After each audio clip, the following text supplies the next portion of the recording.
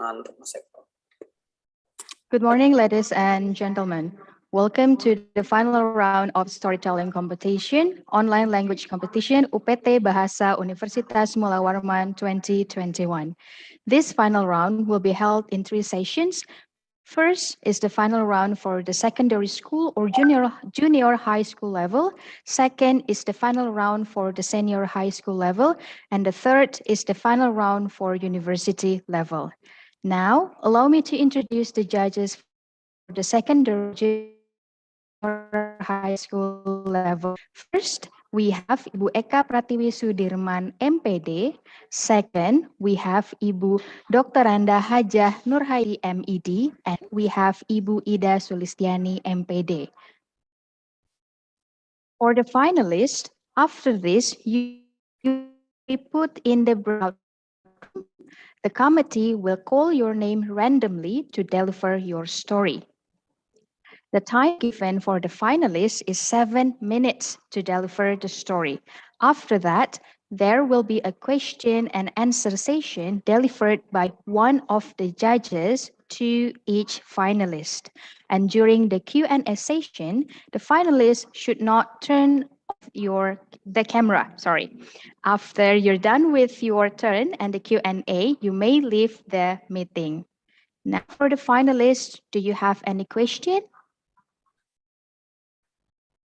All right, no questions. Now the finalists, you go to your assigned breakout room.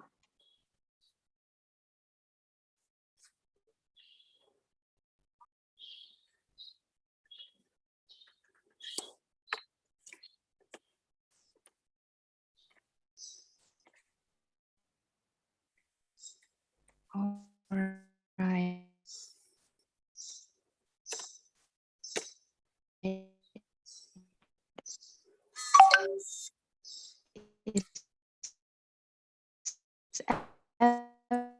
Everyone in the breakout room.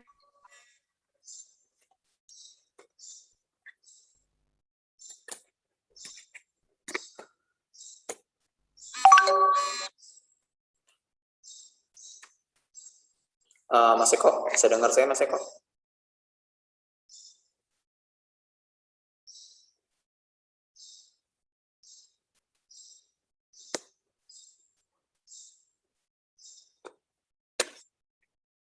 Kaneo, bisa dengar saya di sana?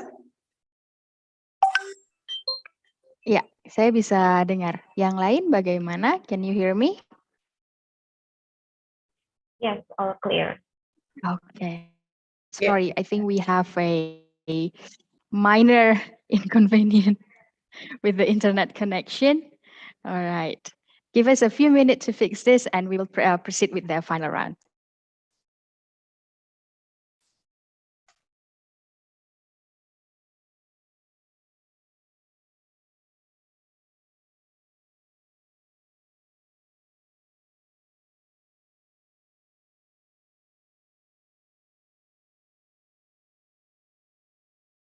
Oke, ini kita mungkin tunggu dulu beberapa orang akan masuk di meeting ini ya.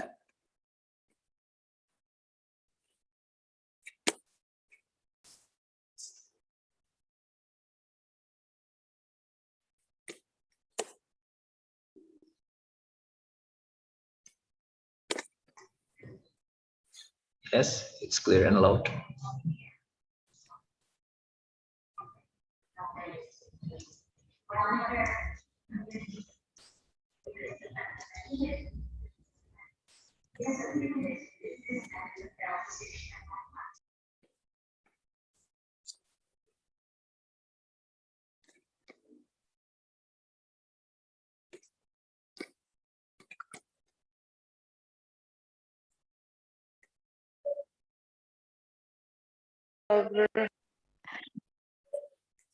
All right, I think everyone is here.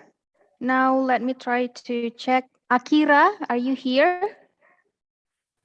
Yes, I'm here. I'm present. All right, and then Oriza Novella, are you here? Yeah, I'm here. And then Refaldo, are you here? Yes, I'm here. All right, so we're going to start the final round for the secondary and junior high school level. So I would like to ask everyone, the participants, the finalists, to join the breakout room because we're going to call your name randomly to deliver your story. All right? Ma'am.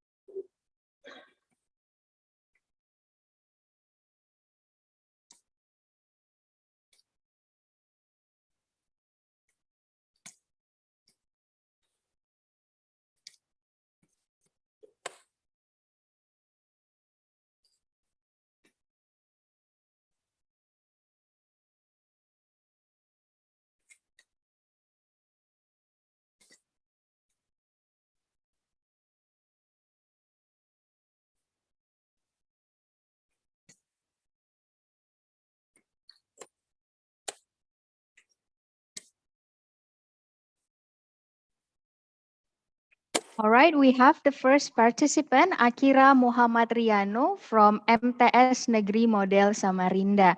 Okay, Akira, you will start whenever you are ready. Okay, testing. Can you hear my voice? Okay. Yeah, I can hear you loud and clear. Okay, thank you. I just want to make sure. Good morning, ladies and gentlemen. Assalamu alaikum. The honorable judge and viewers. My name is Akira Muhammad Reno, a student of MTS Negeri Model Samarinda. Thank you for having me on the final round.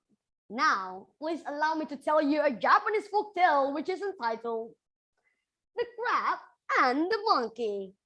Please enjoy. Hi. Mukashi, Mukashi. In America and Europe, they begin a story with once upon a time, but in Japan, they begin it with Mukashi, Mukashi. A long time ago, when the world was full of wonders, there was a crab who lived in a hole on the shady side of the mountain. She was an excellent housewife, meticulous and hardworking to the point where no creature in the country had a hole as neat and tidy as hers, and she took great pride in it. One day, she discovered a handful of cooked rice near the mouth of her hole, which some pilgrim must have dropped while stopping to eat his dinner. She dashed to the spot, delighted at her find, and was carrying the rice back to her hole when a monkey from the nearby trees came down to check what the crab was up to. His eyes gleamed at the sight of the rice, which was his favorite food, and like the cunning fellow he was, he offered the crab a deal. She gladly exchanged half of the rice for the kernel of the sweet red khaki fruit that he had just eaten. He almost expected the crab to laugh in his face at his impudent proposal, but instead, she only looked at him for a moment with her hand on one side and said that she would agree to the exchange. So the monkey went off with the rice, and the crab returns to her hole with the kernel. The crab had not seen the monkey for a while, as he had gone to pay a visit on the sunny side of the mountain. But one morning, he happened to pass by her hole and discovered her sitting under the shade of a lovely khaki tree. Good day, the monkey remarked politely. Wow, you have some lovely fruits there. Could you please pair one or two for me? Certainly, said the crab. But please pardon me if I am unable to attend them for you myself. You see, I am not a tree climber.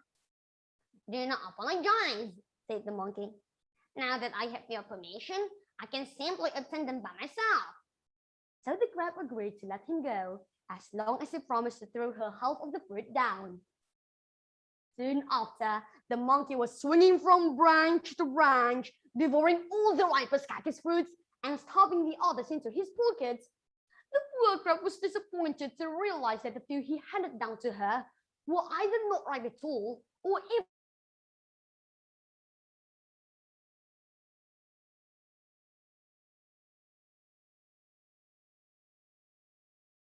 completely rotten as he could.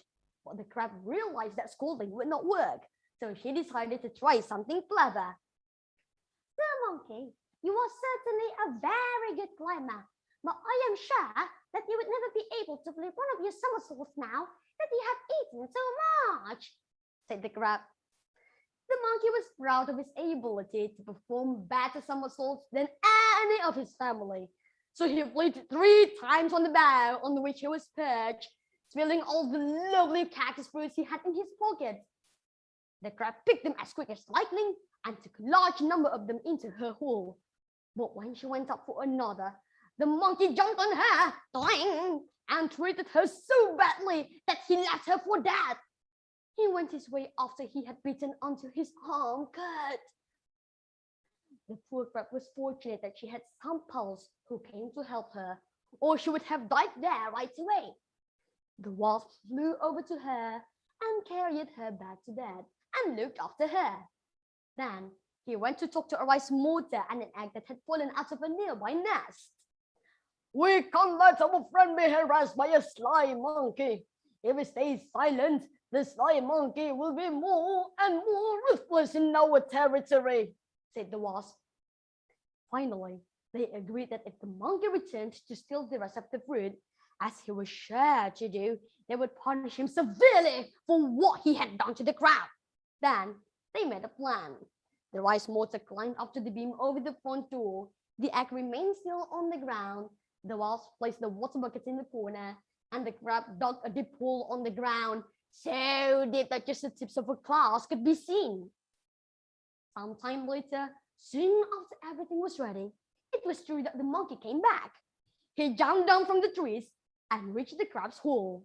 In front of the door, he began a hypocritical speech, begging forgiveness for everything what he had done. I assumed that he must not be sincerely apologizing.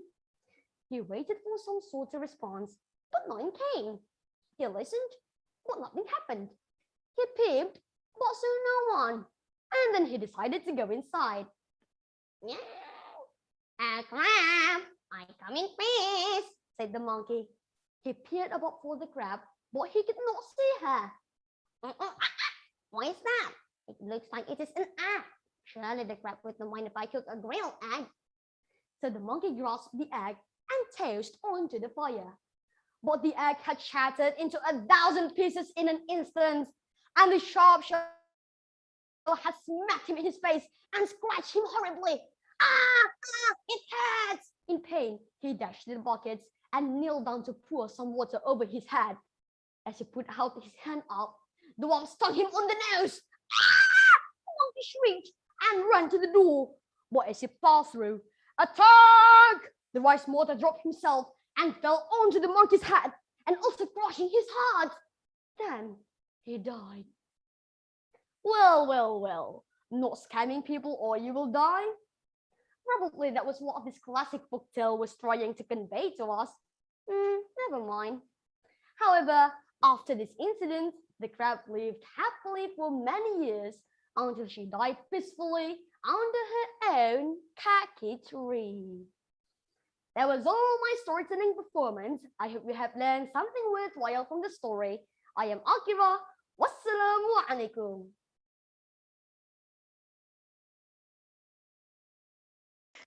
Thank you so much, Akira. Time spent by Akira is 6 minutes 59 seconds.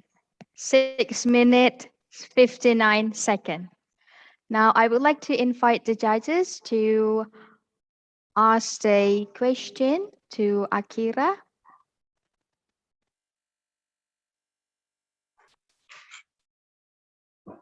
Shall I? Yes, please. Okay. Assalamualaikum Akira. Waalaikumsalam. Nah, Good morning. morning.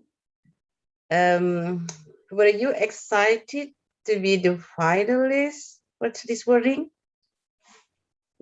Yes, I am so excited. When you heard that you got selected as the finalist, so what was in your mind? I felt a little nervous but so excited actually Mhm. at the same time. Do you like storytelling? I really like storytelling. Mhm. Okay, so you learn by yourself, or teachers trained you well, or you practice a lot, or so can you tell a little bit about that? Yeah, actually, I wrote the story by myself, and after I wrote the story and remembered all the plots, and I practiced. I can tell. So you're very talented. Thank you, Akira. Good luck. Yeah. Yeah, thank you, Assalamualaikum. ma'am.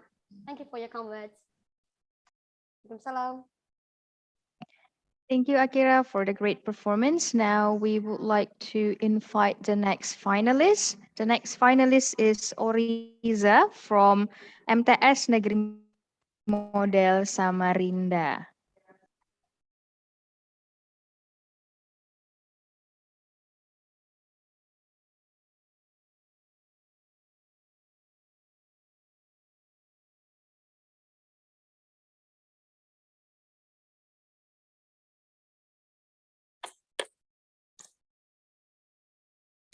Excuse me, for Akira, because you have done your performance, if you want to leave this meeting, that's okay. All right, sir. Thank you.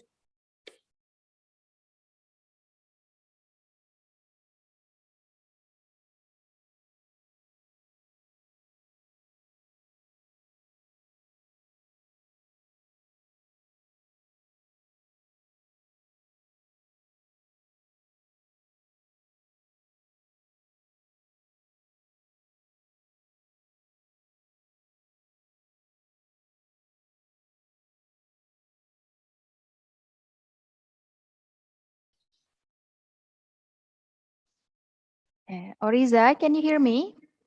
Yeah. Is my voice clear? Very Yeah, clear. it's clear. Okay. All right. Are you ready? Okay, I think she has. Okay. Are you ready, Oriza? You can start whenever you are ready. Okay. I'm ready.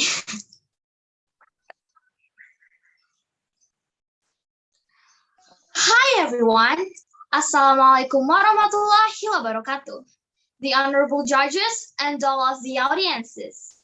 My name is Arizona Vailan Grah and I'm from MTS Negeri Model Samarinda.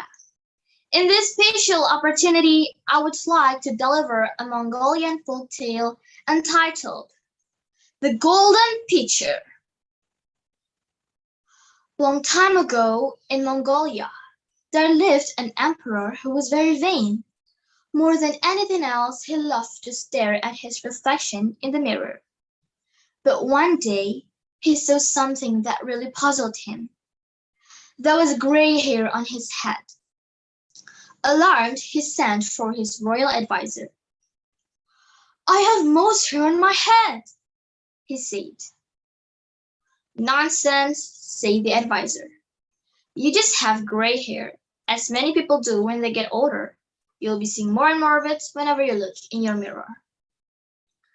The emperor didn't like this at all. So he decided that the only thing to do was to stop looking in his mirror. Furthermore, he decided that mirrors were a big problem. So he decreed that all mirrors be destroyed throughout his land. And the next day, there was a sound of mirrors breaking everywhere. After that, the emperor thought about the gray hair for a time. But one day, he saw an old man in the streets, a man who was maybe 100 years old, a man with long white hair and beard. Then the emperor was upset because he knew that getting rid of mirrors wasn't enough to prevent him from seeing gray hair. So he banned all the people from his land. His problem had been solved, or so he thought.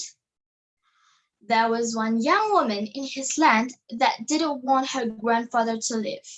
So she devised a plan. She hid her grandfather in a cave and gave him a regular supply of food and drink. But shortly after, a very, very windy storm came, and it wrecked houses and destroyed buildings and blew everything out of the emperor's palace. Of course, his advisors searched and scoured the island for the emperor's items, and they were all found, except for his most prized possession, a golden pitcher. The emperor was very angry. He went out and searched the land himself, and he found the pitcher. It had been in one of his lakes. So advisor after advisor dived into the water and came up empty-handed. I dived down to the very bottom, but your pitcher wasn't there, they exclaimed. The emperor decided that this was nonsense. He went after it himself. The emperor swam down and down and down and farther still, and just as he was about to run out of breath, he grabbed the pitcher, or tried to, but it dissolved. So he hurried back to the surface. Obviously, there was some powerful magic at work here. They could see the pitcher very clearly at the bottom of the lake. So why couldn't anyone get it? Nobody knew. But the emperor did know. He had to get it back. That pitcher was very valuable and had been in his family for many generations. So he made a new decree. Whoever shall bring me my golden pitcher from the bottom of the lake shall have anything that she or he wishes, he proclaimed. The young woman heard about this and was so excited. It was a great opportunity to have her grandfather leave the cave and live in peace once again. If only she could get the pitcher. She went back to the cave and told her grandfather. He thought about it for a moment, then smiled and told her his plan. She returned back to the emperor and said, "Come with me to the lake. I'll get the pitcher for you." The emperor scoffed to think that such a young female would try to do what all his wise men had failed to do.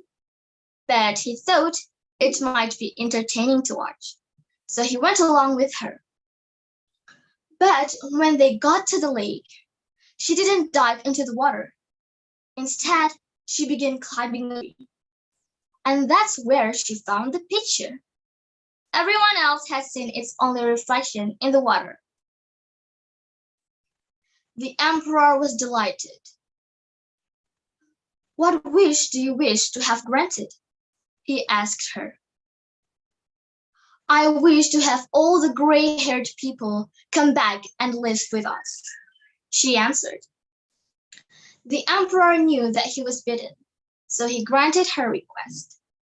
And from that day on, he learned to see things as they really are, instead of putting so much stock in appearances.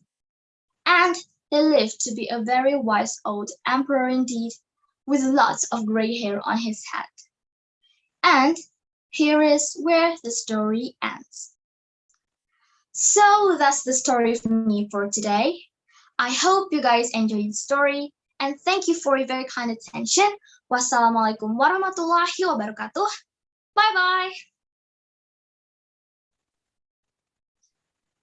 Thank you. Thank you, Oriza. Time spent by Oriza is 6 minutes 22 seconds. 6 minutes 22 seconds.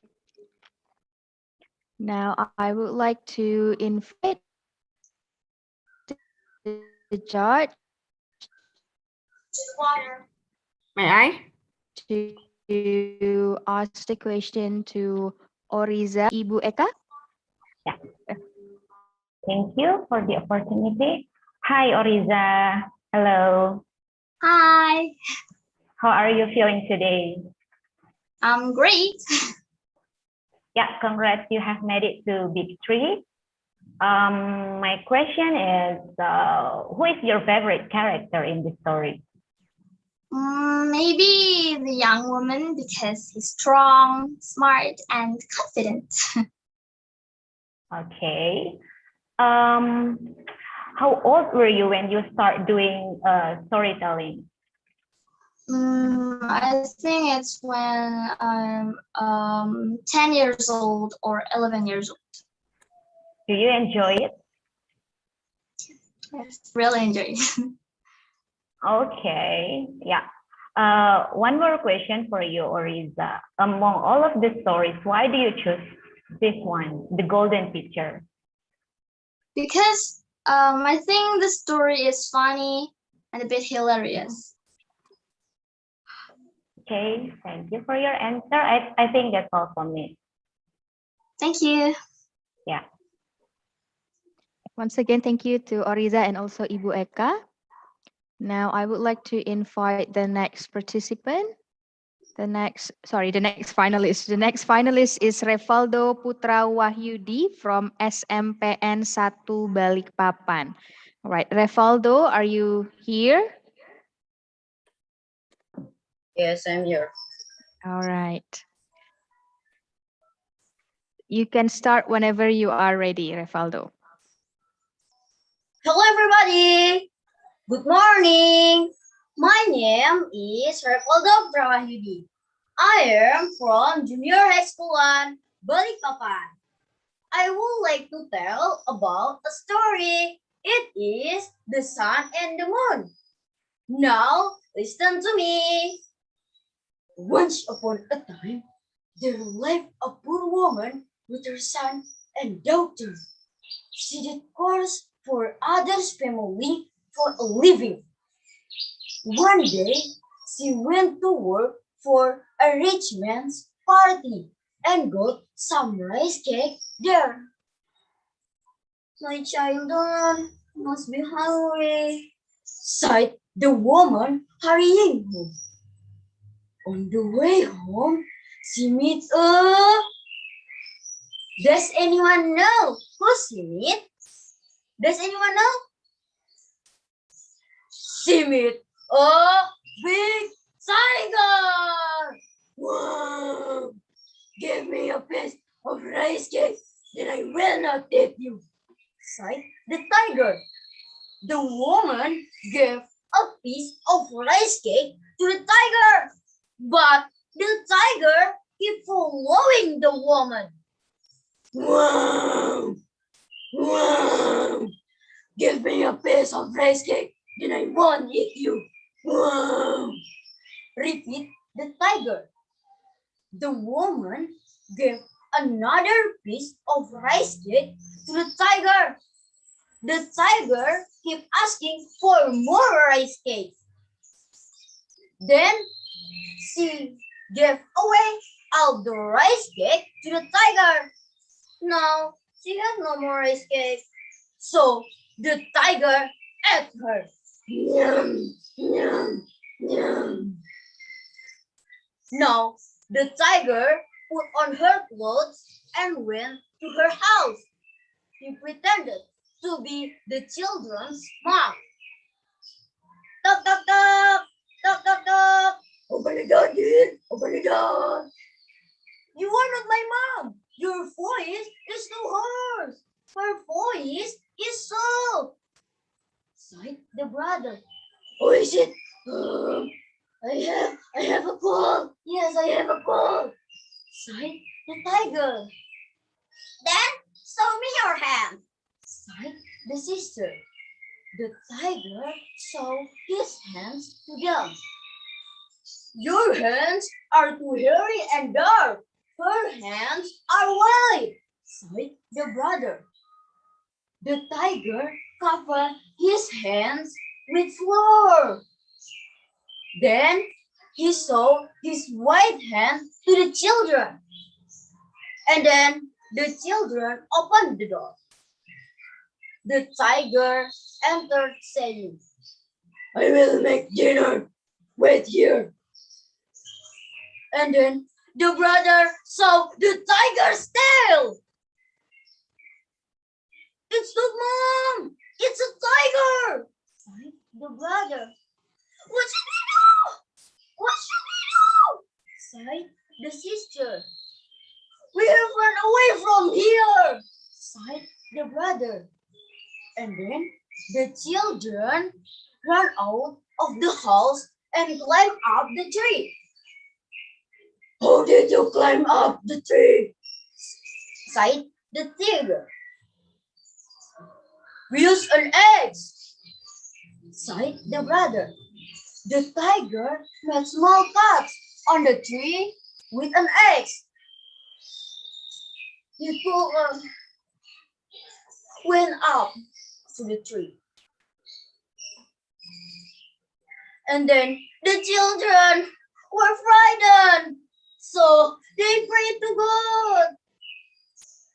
If you want us to live, please send down a rope, please. And then a rope came down from the sky. The children held onto it and went up to the sky. The tiger can't touch to the children. Then the tiger prayed to God too. If you want me to catch the children, please hand down a rope. And then a rope came down from the sky. The tiger held onto it and went up to the sky. But the rope was rotten. So the tiger fell down. And then the children went up to the sky. The brother became the sun and the sister became the moon. I'm scared of the night, sighed the sister. I will be the moon for you instead, sighed the brother. So the brother became the moon and the sister became the sun. Okay, everybody, that's all the storytelling about the sun and the moon. Thank you for attention. See you later. Bye.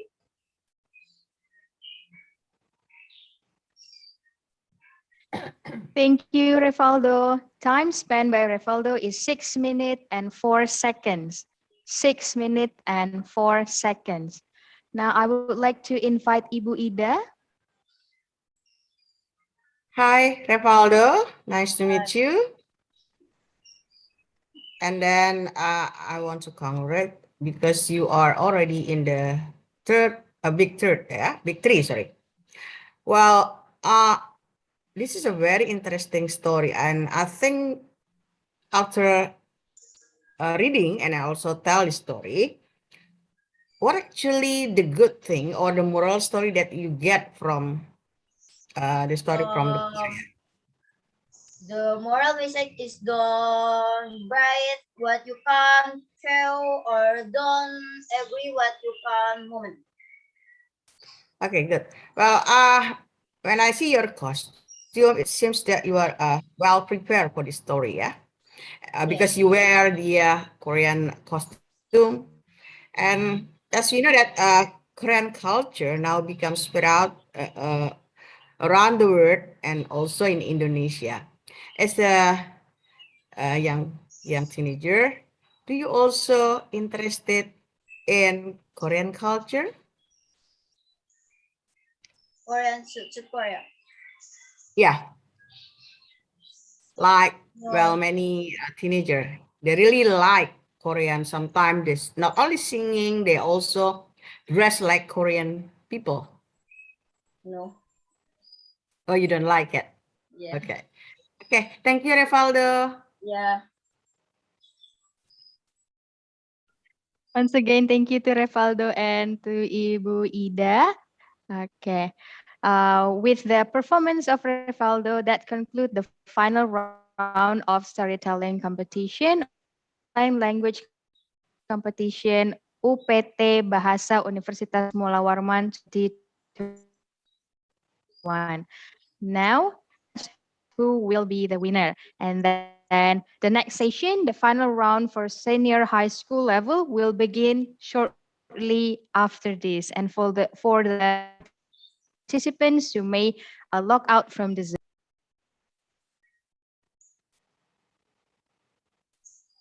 For Revaldo, you may leave this meeting. What? You may leave this meeting. For us. Yeah. And as well as the judges, right? Revaldo boleh leave meeting ya. Terima kasih. Saya live juga kan? Jangan Bu Ida. Bu Ida, Bu Nur sama Bu Eka mau diskusi di sini saja kah? Tidak apa-apa. Oh, tapi ini di YouTube live ya. Dikasih berapa Enggak, ini aja. masih saya mau join.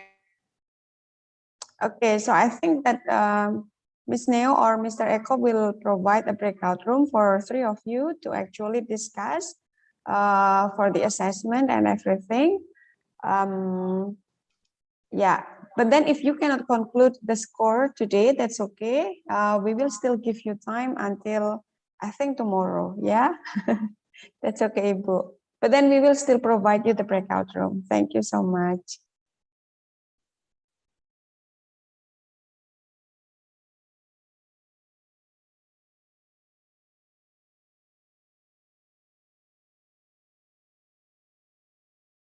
Nanti kita ini mulai jam 9 ya, yang untuk yang SMA.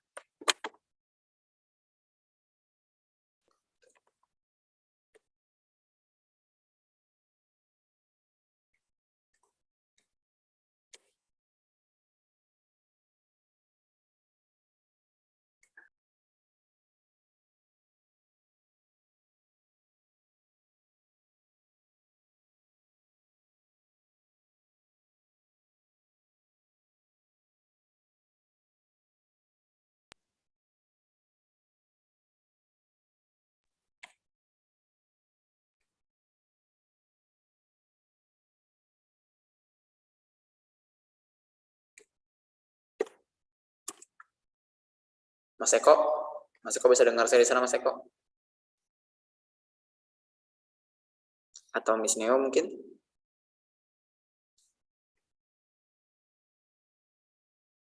Beda orangnya.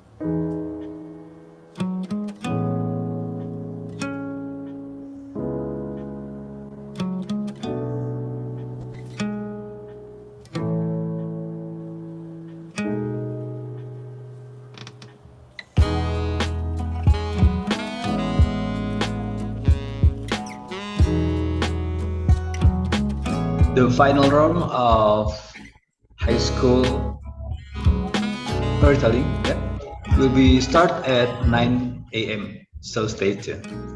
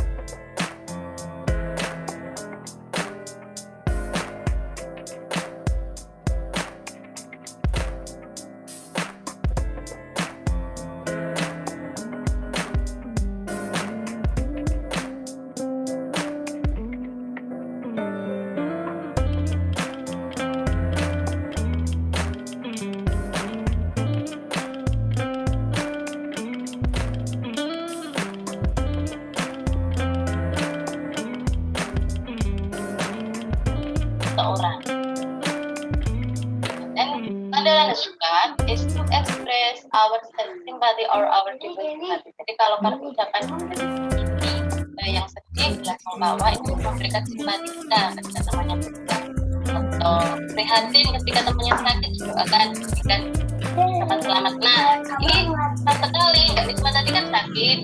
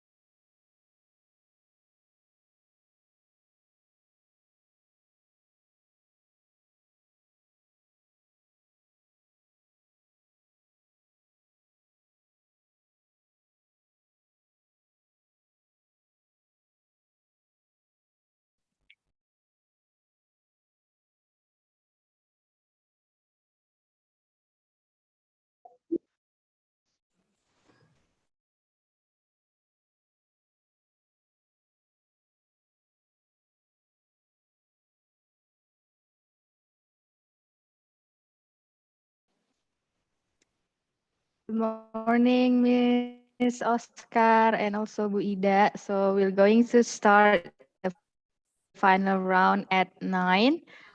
So we're still waiting for the participants to join the Zoom meeting. Thank you.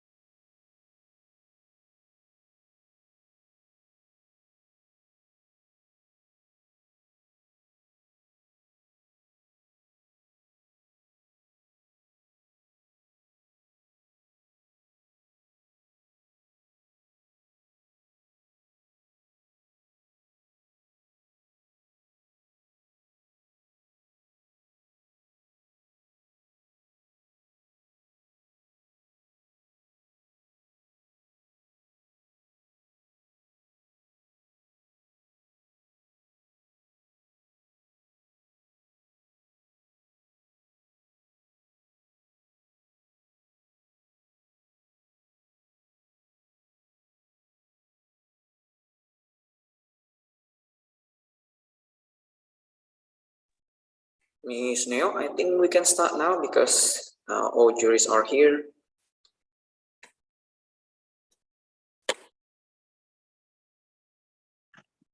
We're still waiting for the participants to join the Zoom, yeah?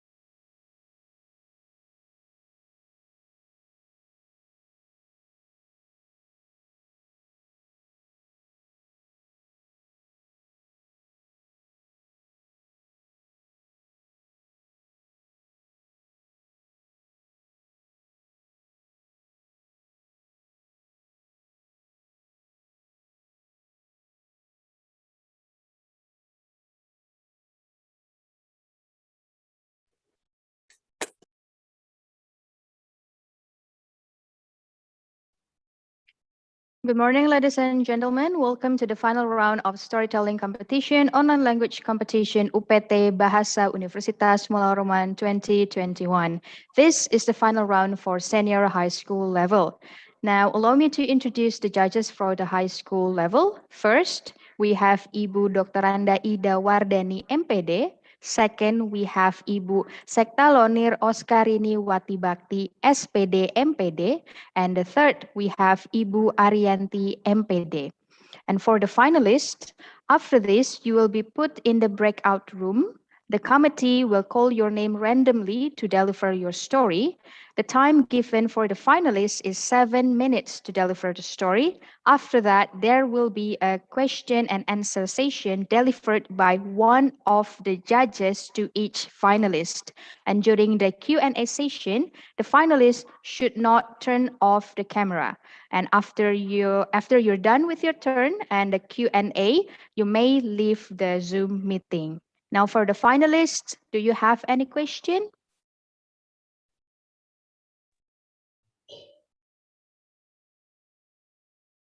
No questions? All good? All right. So if you don't have any other questions, now I would like to ask Safa and Kalia to enter the breakout room because the first one who will deliver the story is Muhammad Evelyn Rizkalah Limbong from Mandua, Samarinda. All right. Thank you.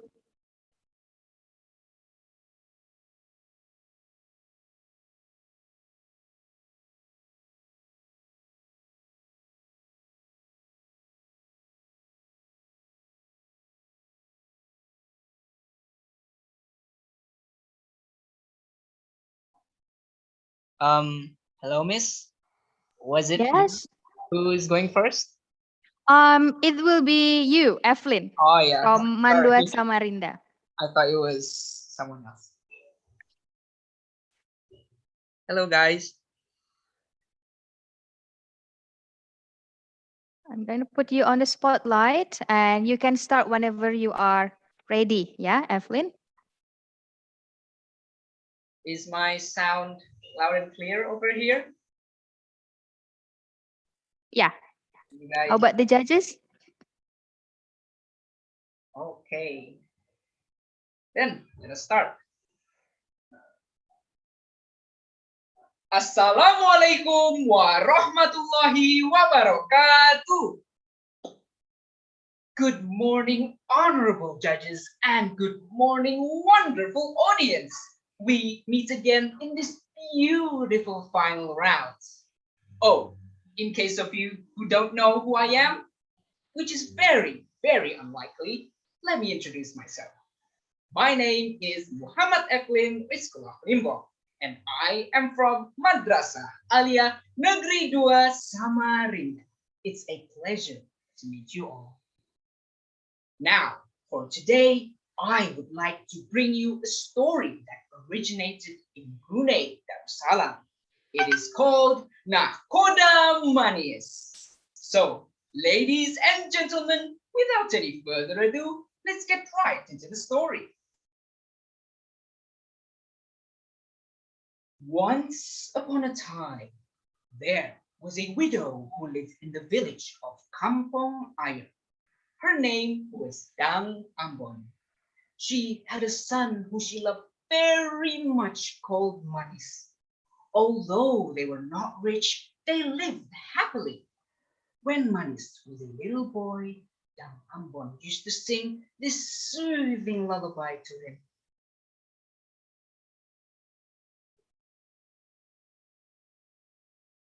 Manis, Manis, my sweet-natured boy.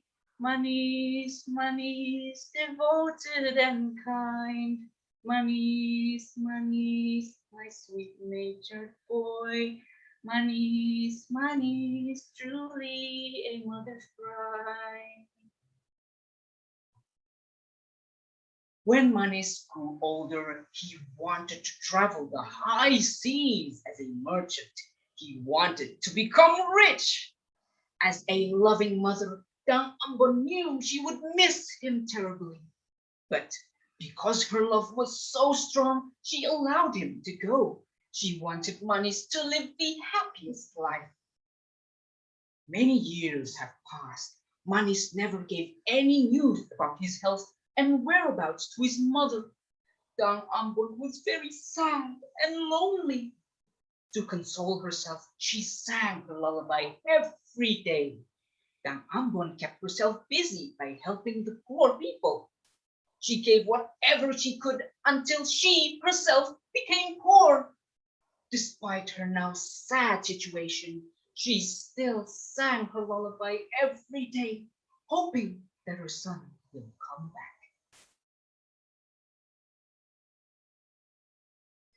Manis, Manis, my sweet-natured boy. Manis, Manis, devoted and kind. Manis, Manis, my sweet-natured boy. Manis, Manis, truly a mother's pride. Then, one day, a large trading ship docked at Kampong Ayer.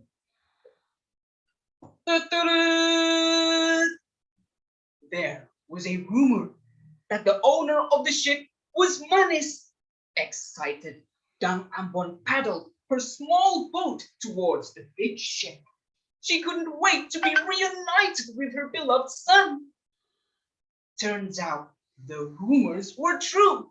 Manis was on the boat. But there was something different about him.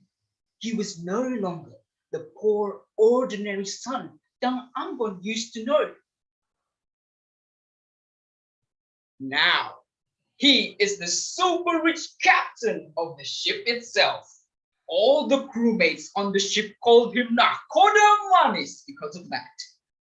Audience, when Manis saw his mother, he was ashamed and embarrassed of her. Hey, hey. Who are you? How dare you claim yourself to be my mother? You are poor, filthy, and old. There is no way an old hag like you is the mother of a super rich man like me.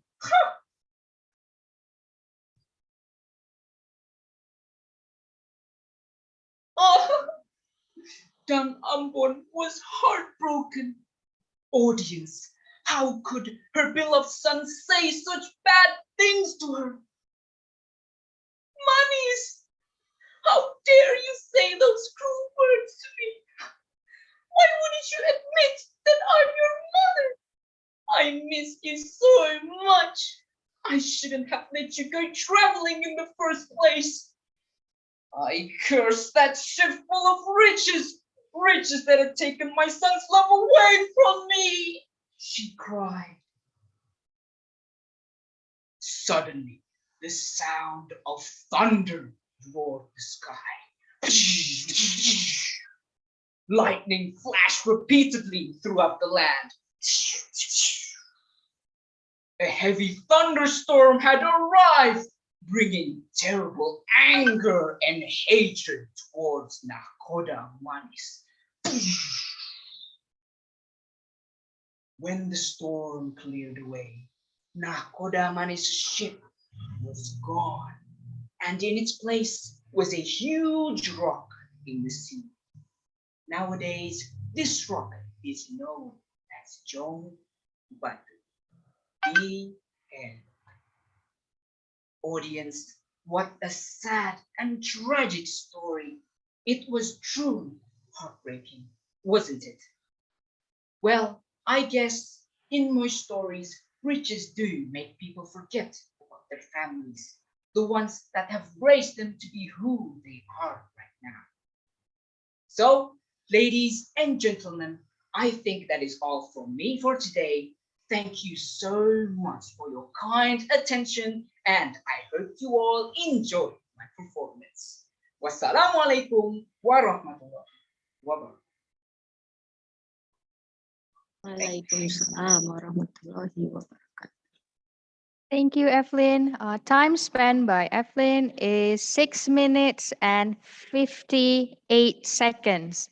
6 minutes and 58 seconds. Now, I would like to invite one of the judges to ask questions to Evelyn.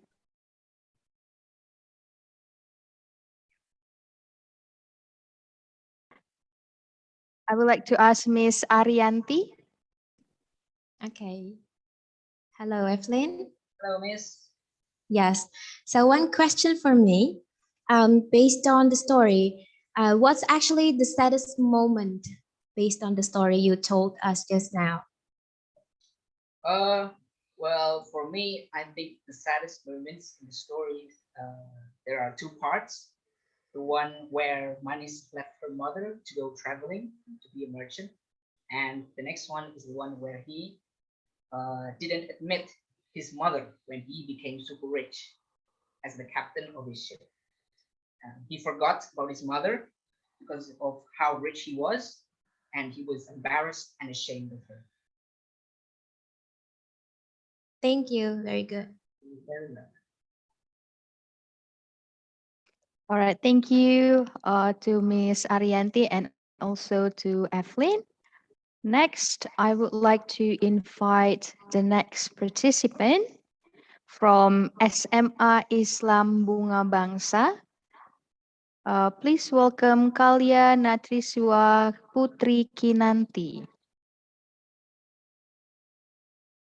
And for Evelyn, you may log out from the Zoom. All right, thank you. You're welcome.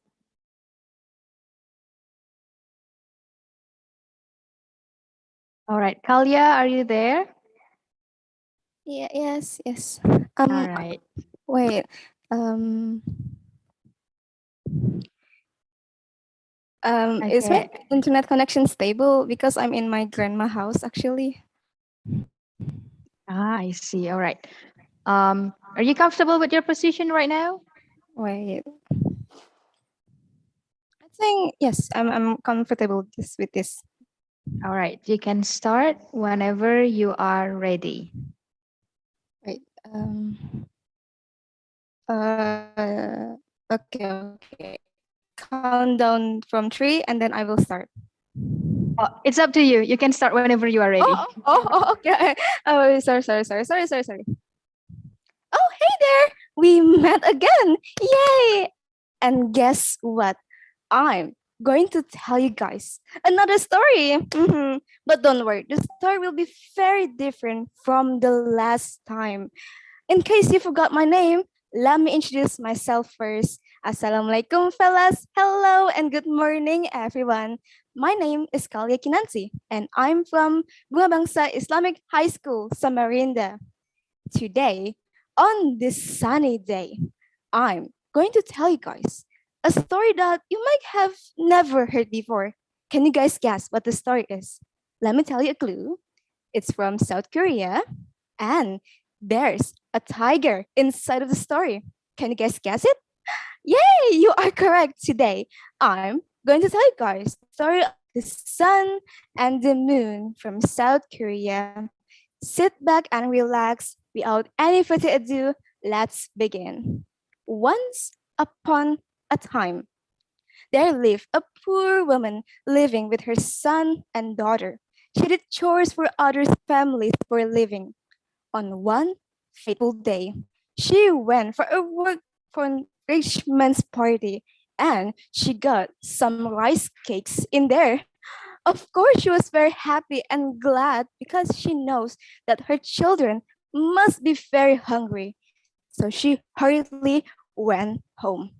On the way home, she met a big tiger. When I say big, imagine a tiger that can kill you in seconds. Give me those rice cakes and I will not eat you, said the tiger. The woman then gave a piece of rice cakes and left. However, the tiger kept following the woman, asking for rice cakes again. This keeps repeating from time to time that finally the woman doesn't have any rice cakes with her.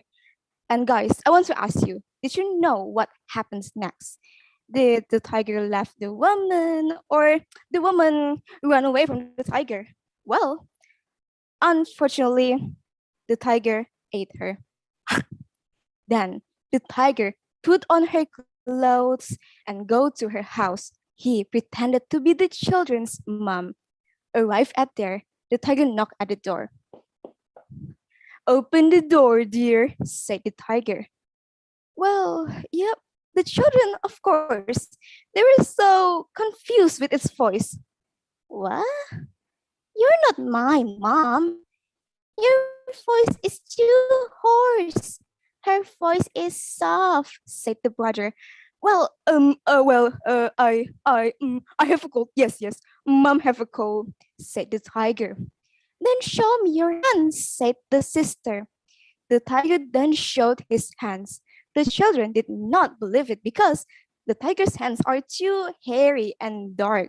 The tiger then put some flowers on his hands, show it again, and this time the children believed it and let the tiger let in the house. I'm going to cook dinner. Wait here, said the tiger. The brother noticed and saw the tiger's tail. Sister, look. It's not mom. It's a tiger. What should we do? The sisters were panicking. We have to run away from here. The children ran out of the house and climbed up a tree near the well. The tiger chased after them. He looked here, and oh my God, where's the children? Oh, the tiger saw the children's faces reflected on the water of the well. Ah, there you are. You cannot run away from me. I will scoop you out with this bowl. The sister laughed in the tree. The tiger heard it. Oh, you are in the tree. Let me climb up the tree. However, the tiger could not climb up the tree. The tiger asked them how you could do it. The brother lied that they used oil in their hands. The tiger did the same, but the only thing that happens is that the tiger only slid down. The sister could not handle her laugh anymore, that she accidentally tells the secrets of how to climb up the tree.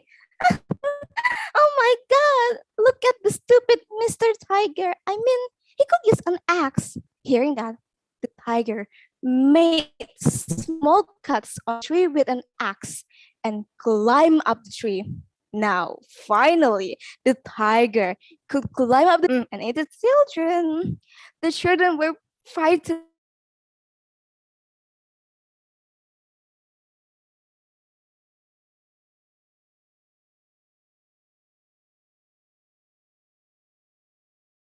Uh, um, I, I think my connection. I think my connection. Go on, you may continue. Hello. Please go on.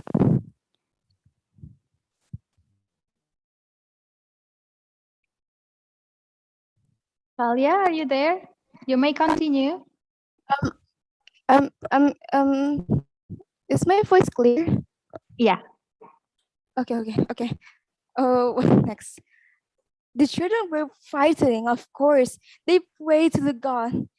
Please, God, if you want us to live, please hand down a rope. Then, audience, I want to ask you, do you know what happens next? Well, miraculously, magically, suddenly, a rope came down from the sky. The children held onto it, and the children went up to the sky. Meanwhile, of course, the tiger could not catch the children. The tiger also prayed to the God, and the rope also came down.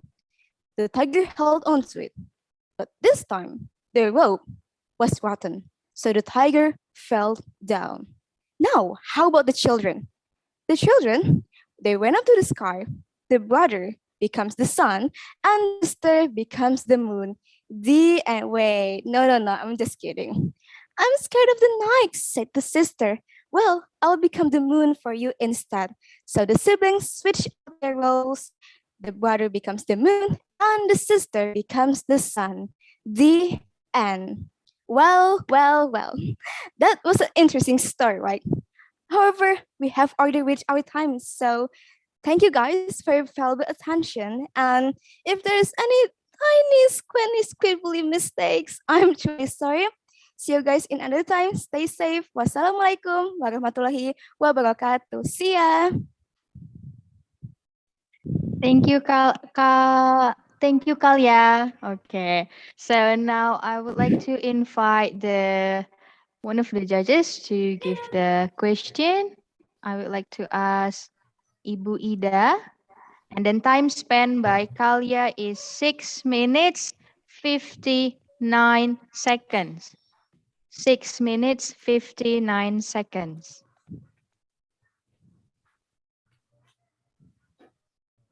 Okay, thank you, Neil. Who's it? Kalia. Okay, congratulations, Kalia. You can go to the final round. So I just want to ask you, why do you choose this story? Is there something interesting for you? Why do I choose this story? You asked my internet connection really. Oh, my internet connection not really stable. The reason why I choose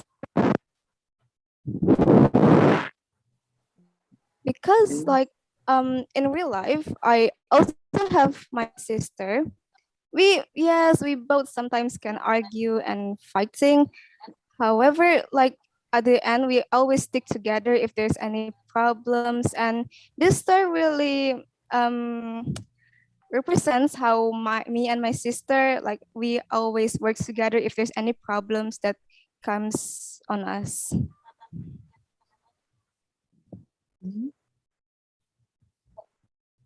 So,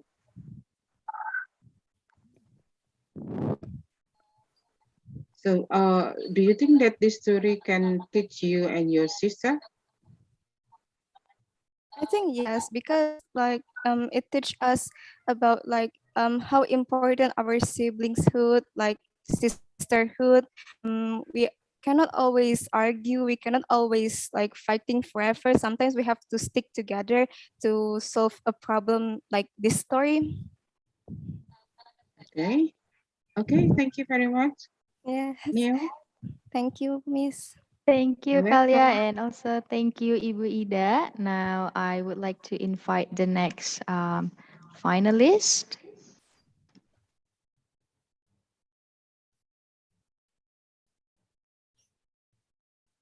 All right, for Kalia, you may leave the Zoom meeting.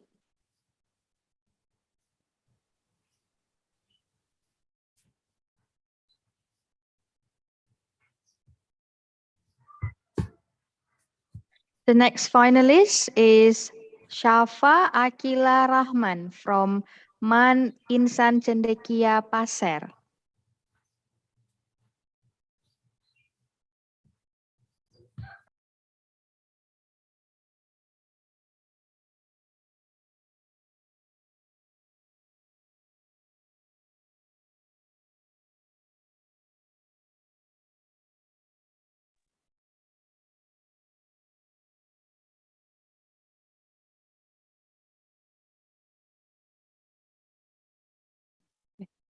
Safa, are you there? Yes, I'm here. All right, I'm gonna put you on the spotlight and you can start whenever you are ready, all right? Okay. First, let me check the visual and audio. Can I? Yeah, sure. Okay, is my voice clear enough? Okay. What about the visual? Is it clear? It's clear. Okay, thanks. Okay, I'm ready. Can I start it? You can start whenever you want. Okay. Okay. Assalamualaikum warahmatullahi wabarakatuh.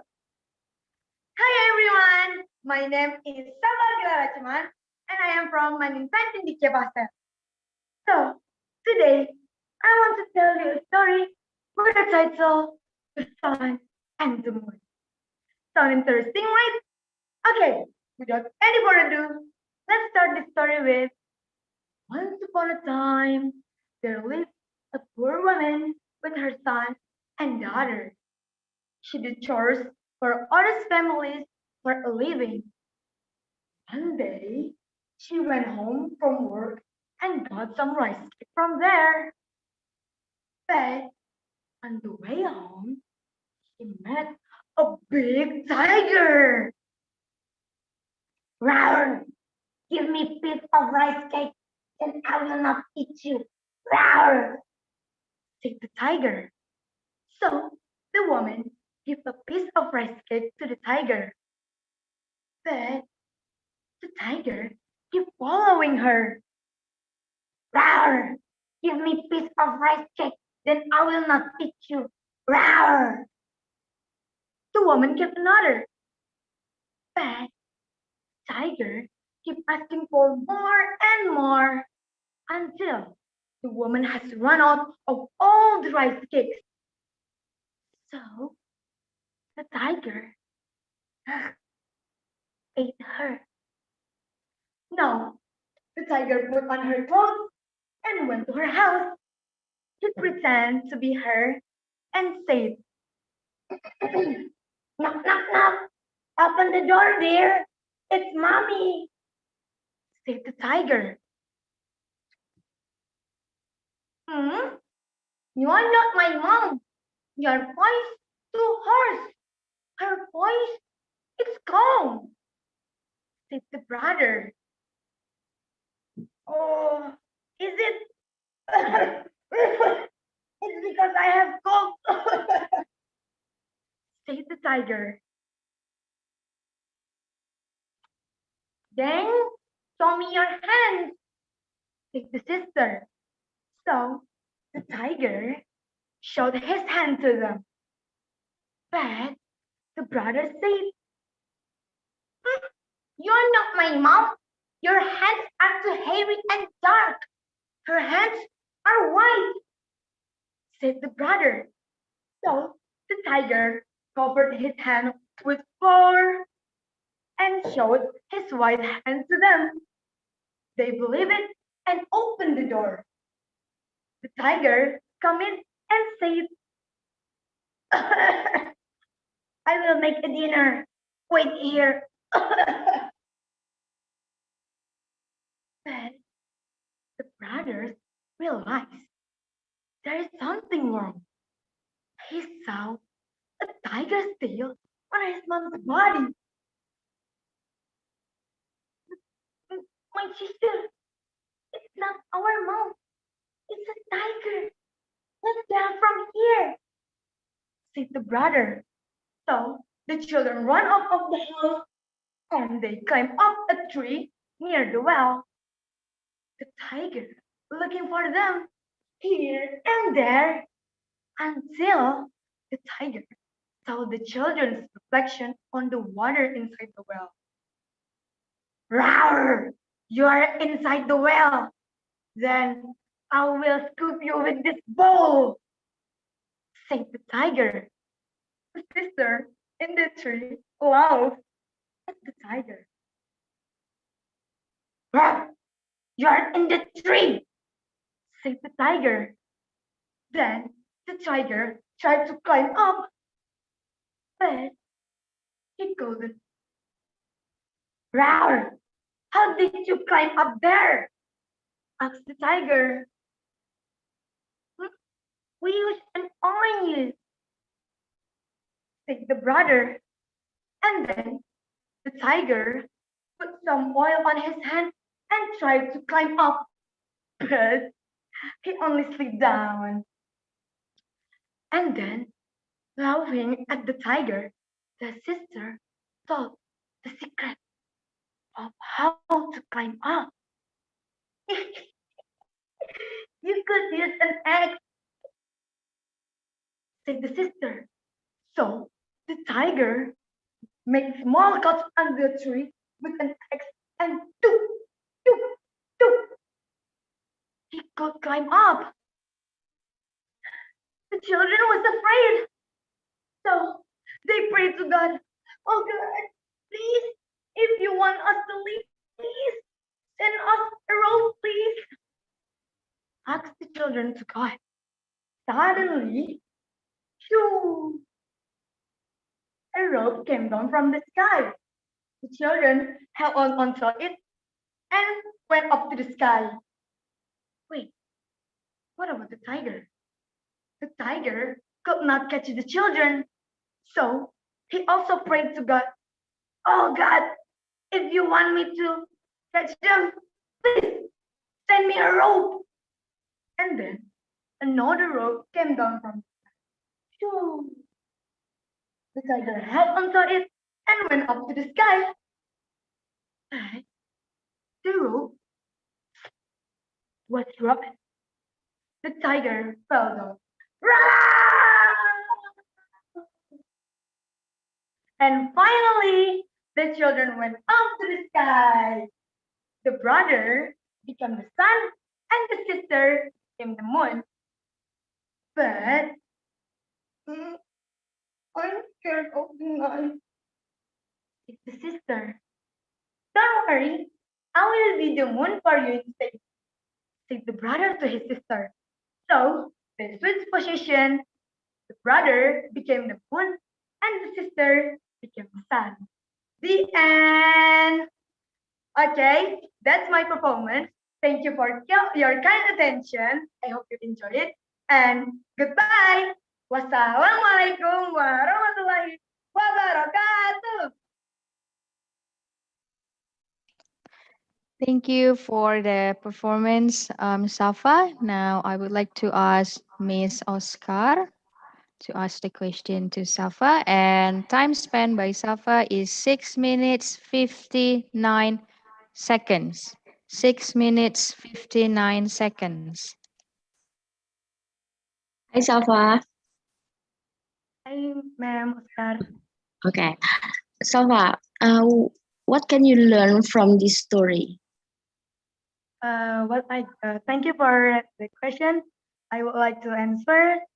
What I can got from this story is, as a siblings, we should got each other's back, and we should support each other, especially in dangerous situations. That's what I can got from this story. Okay. So, why do you think the tiger was so greedy?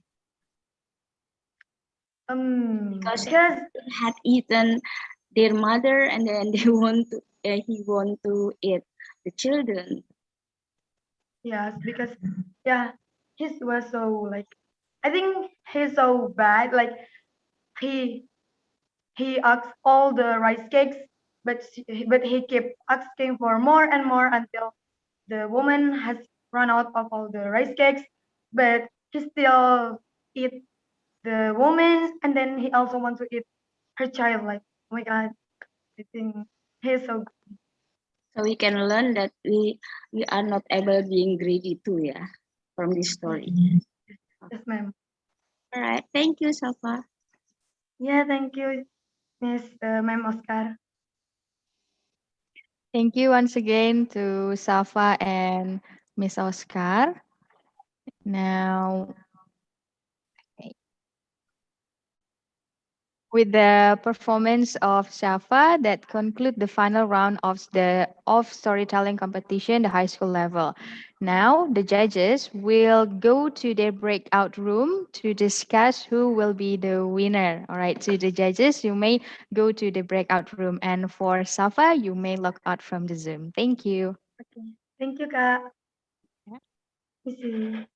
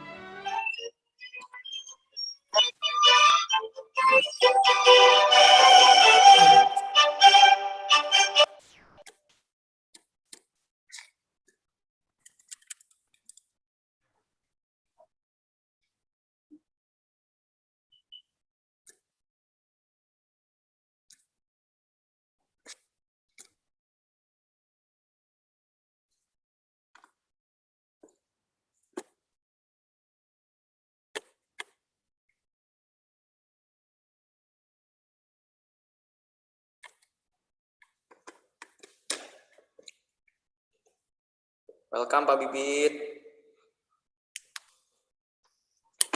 Halo Mas Sidik. Belum ya kita ya, yang university ya? 5 menit lagi Pak, insya Allah.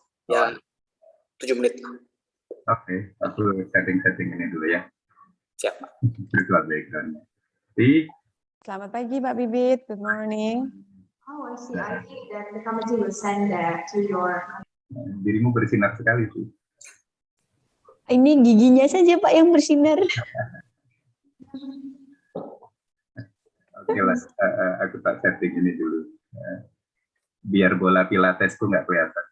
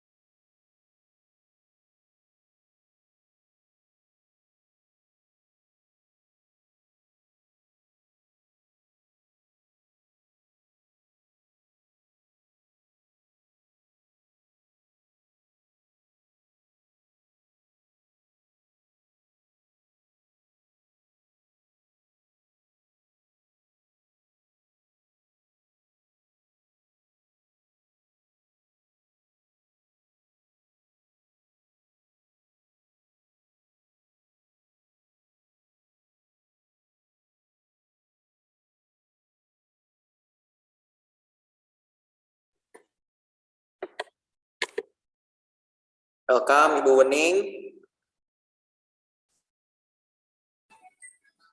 Ya, ntar lagi cari background-nya.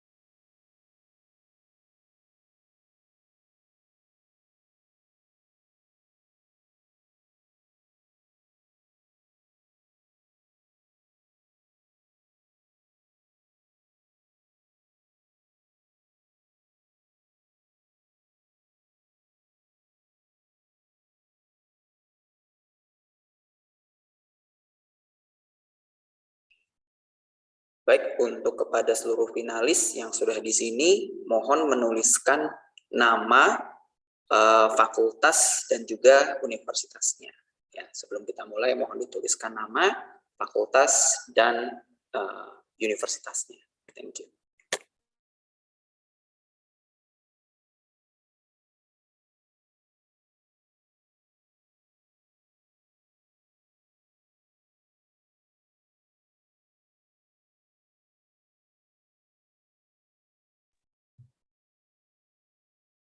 Jurinya satunya Miss Desi ya? Ya, betul Pak. Sedang saya hubungi Pak Bibit. Sebentar. Baik, terima kasih. Bunda Uning apa kabar? Baik.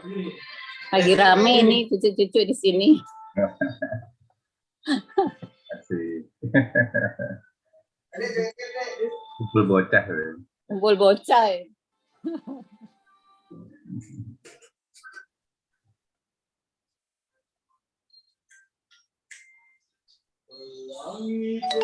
Duh, kayaknya menghibur nyanyi.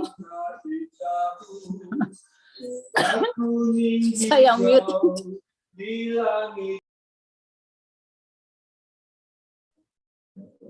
Lagunya pelangi-pelangi.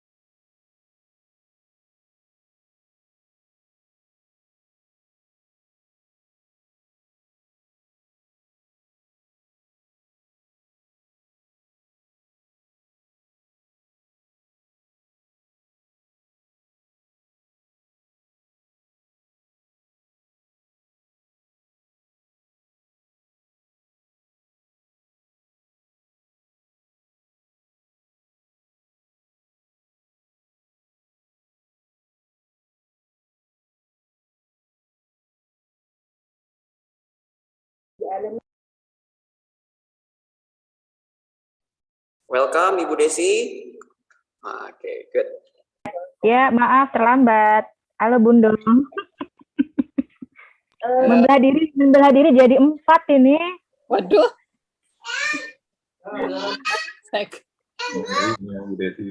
Iya, PPG di Prodi, program Pak Iwan. Di balai, nggak apa-apa. Oke.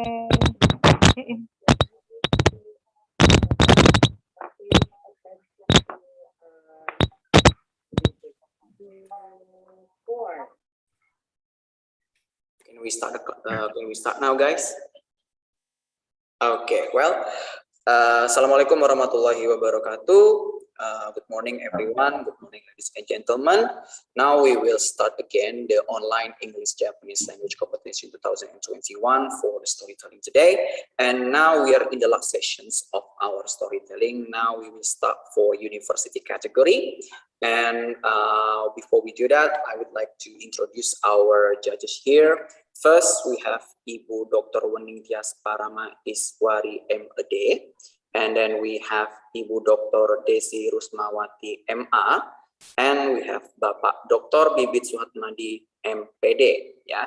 And then for all finalists, welcome to all finalists here. And before we start our storytelling, I would like to remind you that today you will be given 7 minutes to tell your story. And after that, there will be Q&A session from the judges. And during the Q&A session, you are not allowed to turn off your camera. So stay turned on the camera, and after that, you may leave this meeting. Yeah.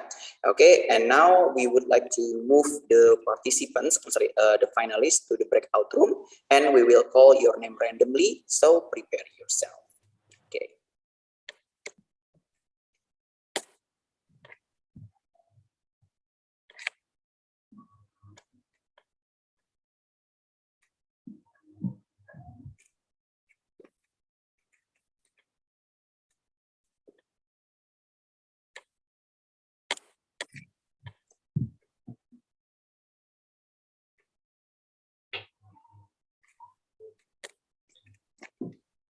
Oh, can you please move the participant to the, okay.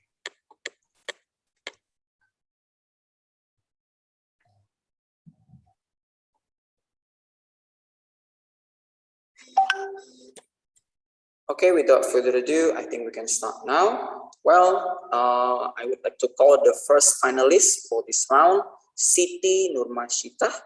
Siti Nurmasyitah, can you hear me? Yes. Okay, thank you. And before we go, can you please mention your faculty? Can you please write your faculty in as your name? Sorry? Can you please write the faculty which you are from as your name? I'm sorry, but it is not enough to write it. Oh, okay. Well, maybe you can introduce yourself and then you mention your faculty. Okay, whenever you're ready, Siti Nurmasyitah, please. Assalamualaikum warahmatullahi wabarakatuh. Good morning, everyone. My name is Siti Nurmasyitah. I'm from Bulawarman University. I'm from Fakultas Ilmu Budaya. Now, I would like to deliver a story in the title, The Rabbit's Judgment.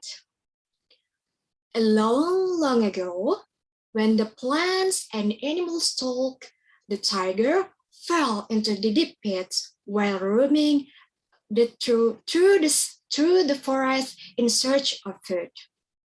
He tried over and over to get out, but the walls too deep for him to climb, and he can get out from the pit. And the next morning, he called for help. He hungry and exhausted. He slumped down on the ground.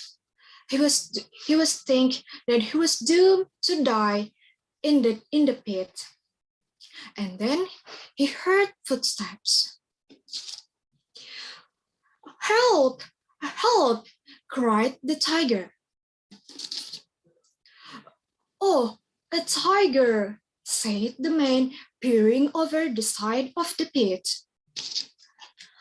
Please, please help me get out from here. Please, said the tiger.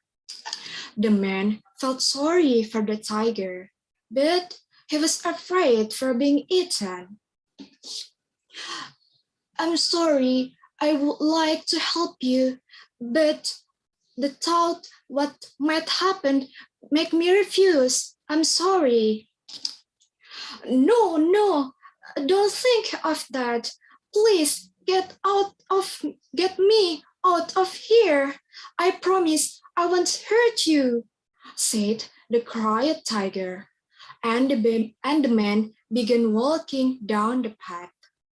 But the tiger sounded pitiful, and then the man walked back to the pit, and he looked around until he found a big log.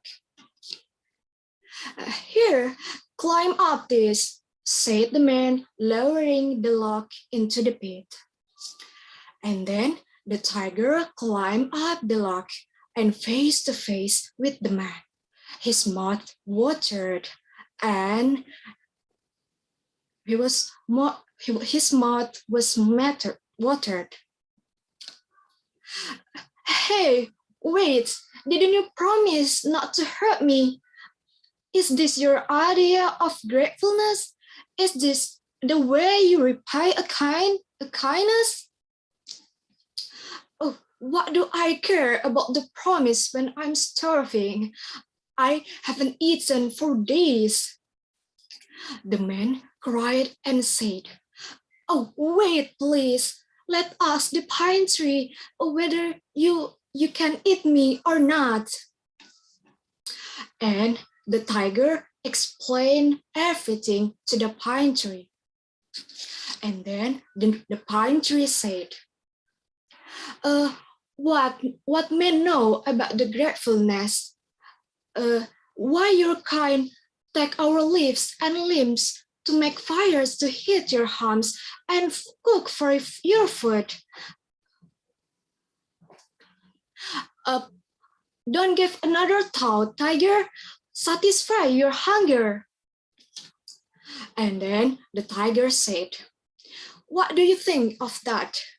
Now I'm going to eat you," said the tiger, smacking his lips loudly toward the man. And just at that time, the ox wandered by. And then the man said, "Please, tiger, wait, let's ask the ox to judge." And then the tiger explained everything to ox and asked his opinion. And then the ox turning to tiger and said, "Well, as far as I'm concerned, I think, you see, the time we are born, we oxen work diligently for men. We carry heavy loads on our backs and pull out the ground for men. But when we are old, what they do to us? They kill us, eat our flesh, and use our hides to make anything of all kind of things. So don't talk to me about grateful to him, just eat him," said the ox. And the tiger said, "See, everyone agrees. Now get ready to die," said the tiger, crouching to pounce. The man think that it was his time to die. But then a rabbit came hopping by. "Please, wait, tiger, wait." "No, what?" roared the tiger. "Please give me one last chance. I will ask the rabbit whether you can eat me or not." "What's the use? The answer will be the same," said the tiger. "Please, please." And then the tiger agreed and told their story to the rabbit. The rabbit listened carefully, and then the rabbit closed his eyes and stroked one of his long ears. After a few seconds, the rabbit opened his eyes and spoke slowly. "Well, I understand what the both of you have said, but if I am to make a wise judgment, we should go to the pit. So lead the way."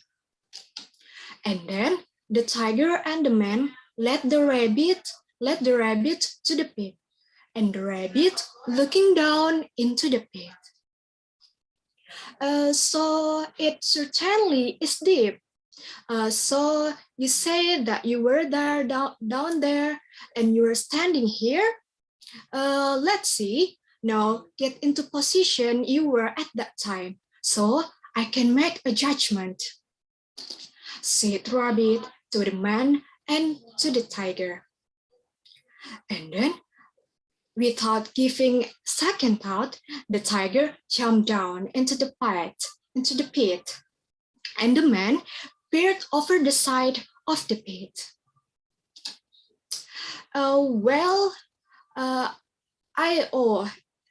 That's how the two of you were.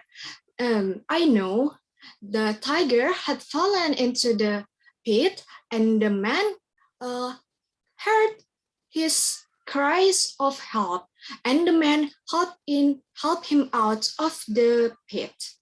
Now I can judge. The problem started when the man helped the tiger out of the pit, and the man helped the tiger climb the pit. Now I know what I think is the man should continue his journey and the tiger should remain in the pit. Now, a good day to the both of you, said the rabbit with his clever, and he hopped away. That's the story from me. I'm sorry for the something that I'm missing. Wassalamualaikum warahmatullahi wabarakatuh. Thank you. Okay, thank you, Siti Nurmasyitah. A very good performance. Waalaikumsalam warahmatullahi. And then I think it's our time to the judges to give the Q&A sections. Maybe I would like to call Ibu Desi to give us Q&A, please. Ya, Mas Sidik, may I add ke Bu Uning atau Pak Bibit dulu? Ibu Desi.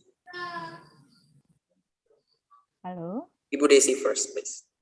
Oke, ya sebentar ya Bu Santa. Okay, Siti, congratulations for being able to present us a story. What will happen when the tiger do not feel exhausted? Because your story say that the tiger felt exhausted, right? Yes. Yeah. What will happen when the tiger did not feel exhausted? Feel not. Feel not what? Did not feel exhausted. He said Ah. that he could not climb because. Yes. Yep. I think even when the tiger didn't feel exhausted, I think it will be hard to climb the pit because the wall so steep for the tiger. So even he didn't tired, he didn't exhausted, I think the tiger will stuck in the pit, I guess. Okay, thank you, Pak Sidik. Okay, thank you, Ibu Desi, and also thank you, Siti, for your answer. Maybe we still have one more time. Sorry, I think we still have time for one more judges. Probably Ibu Wening or Pak Bibit, please. May I? Okay, please. Yeah. Well, Siti, my simple question is actually, how do you pronounce bat? Bat? Yeah. Bat. Yeah. In the story, I heard you pronounce it like bird. A bird.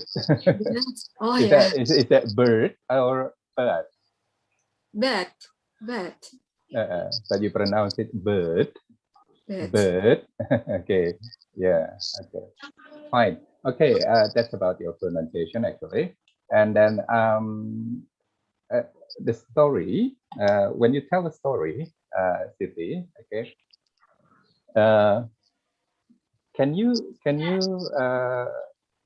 give example which part of the story can you get the involvement of the audience? Okay, yeah, you involve audience on the story.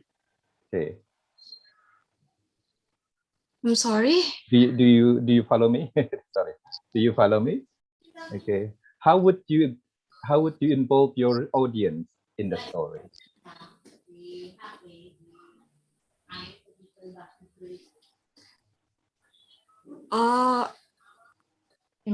You tell a story to the audience. Yeah, the audience.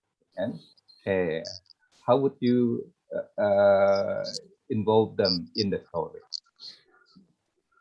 How maybe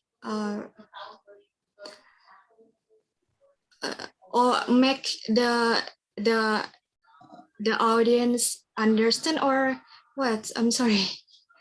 To interact with the audience, I mean. Maybe from the dialogue, maybe, so they can take something for them from the dialogue. From the dialogue. Explain. Can you give example of that? For example, like when the tiger asked, no, the man asked to the tiger to not eat him, so the audience can imagine what happened to them. Like that. And how would you try to make your audience get involved in the story?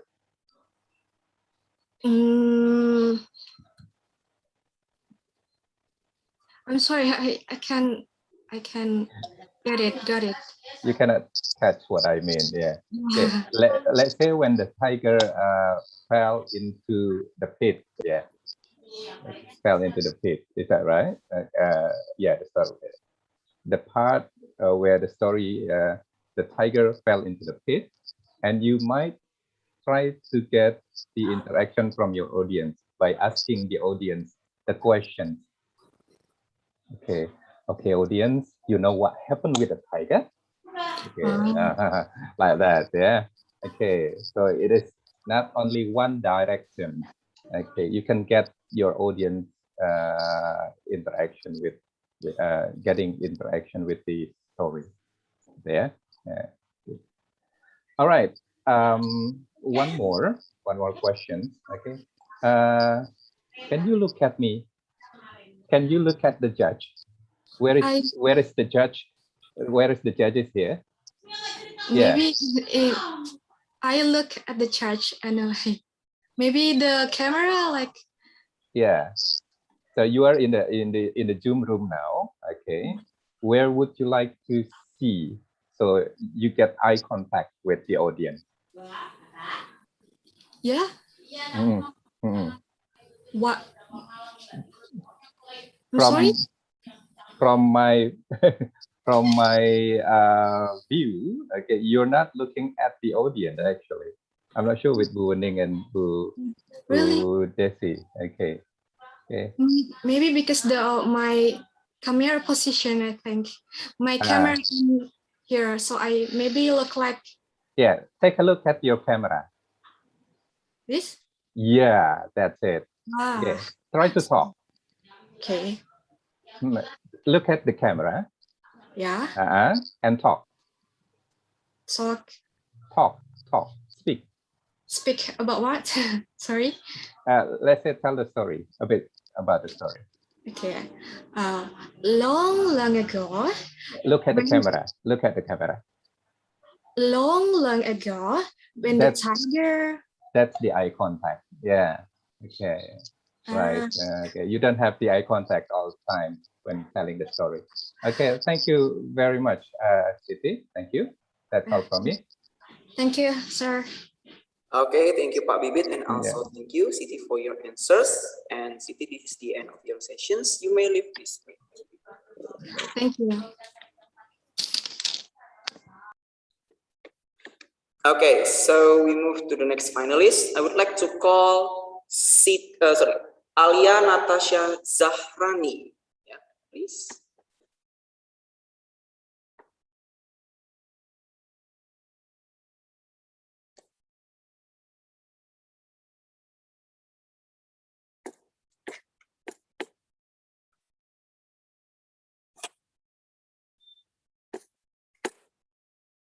Okay, here is Alia.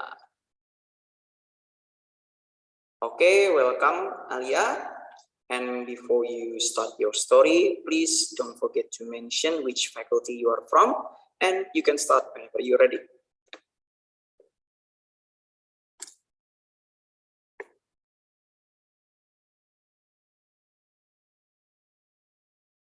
Wait, yeah. Okay.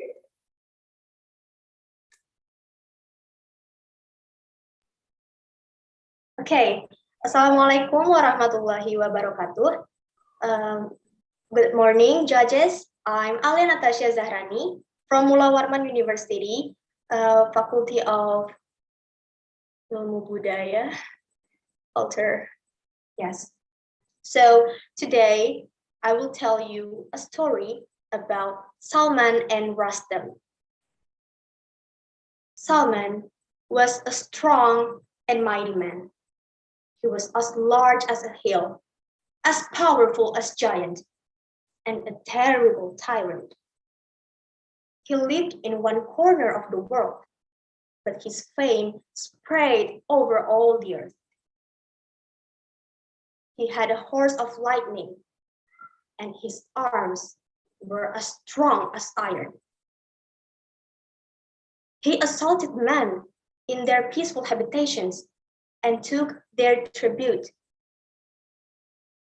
None could refuse to pay him tribute, or else he would slaughter and destroy the people. In another portion of the world, there was another strong brigand called Chal, who had a son named Rustam. Rustam was a huge, strong, and brave man. One day, when Chal mounted his horse and started to go to see what kind of a man Salman is. After a long journey, he met a huge man mounted on a horse swift as lightning. Chal didn't know that this was Salman himself, but nevertheless, he prepared his spear for battle. To his surprise, the horseman gave spur to his horse and passed by Chal without even looking at his face. Upon this, Chal was offended, and he threw his spear after the horseman. Salman turned back. He seized Chal, whom he bound under the belly of his horse, and galloped until he came to a tent pitched by a gurgling spring. He dismounted, nailed Chal's ear to the tent's beam, and then lay down to sleep. Chal was almost mad with rage. He gnashed his teeth and muttered to himself, "He didn't speak a word to me. He didn't even tell me his name. I wish I might know who he is." Salman soon waked and asked, "Oh, hello, who are you?" I'm from Charles' country," answered Charles. He was so much afraid that he didn't say that he was Charles himself. "Ah," exclaimed Salman, releasing Charles' ear. "Why did you not tell me before? Well, you may go, but you have to find Rustam, Charles' son. Tell him that we may measure swords. There cannot be two men of equal strength. The world must know who is the stronger champion. I am Salman." Charles returned to his house and sighed deeply. Rustam heard him sighing. "What happened, father? You must tell me your grief."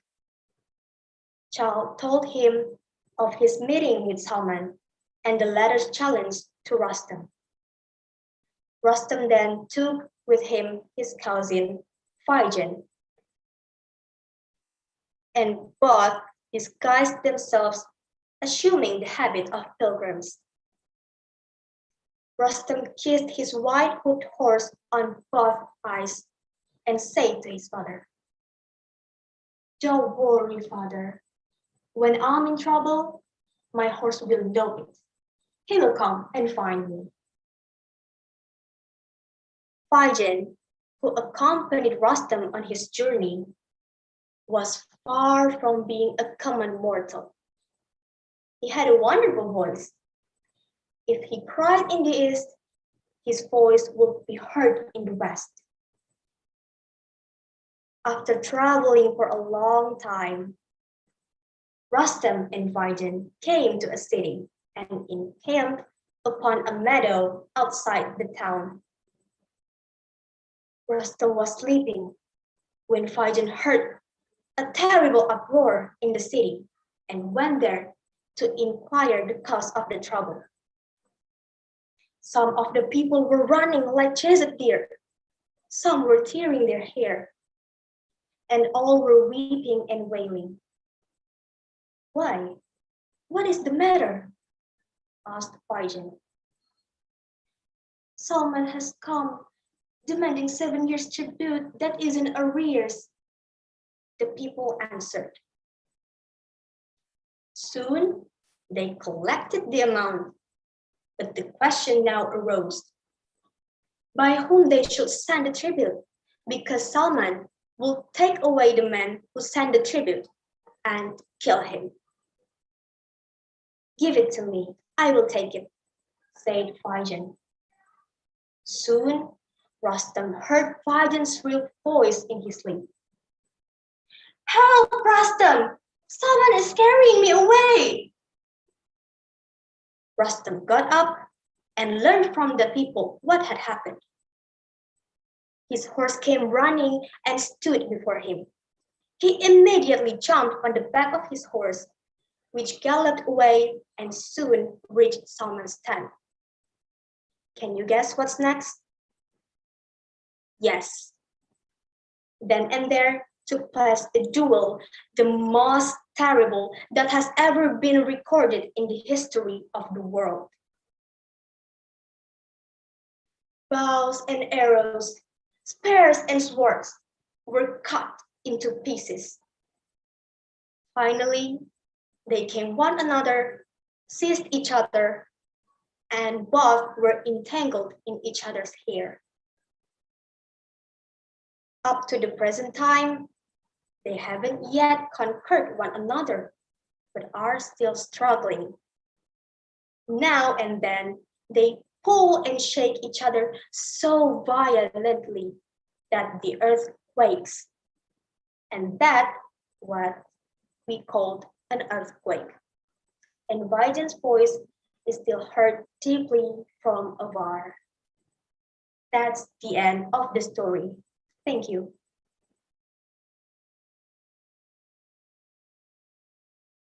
Okay, thank you Alia for your story. Very good. And now I would like to call Ibu Wening Tias Iswari to give Q&A sessions. Ibu Wening, please. Thank you, Pak Sidik, for the chance. And hello, Alia Natasha. How can I call you? Just call me Alia. Alia. Okay, so at what year or semester are you in now? I'm in the first semester. Oh, the first semester. Okay. So what is the title of your story?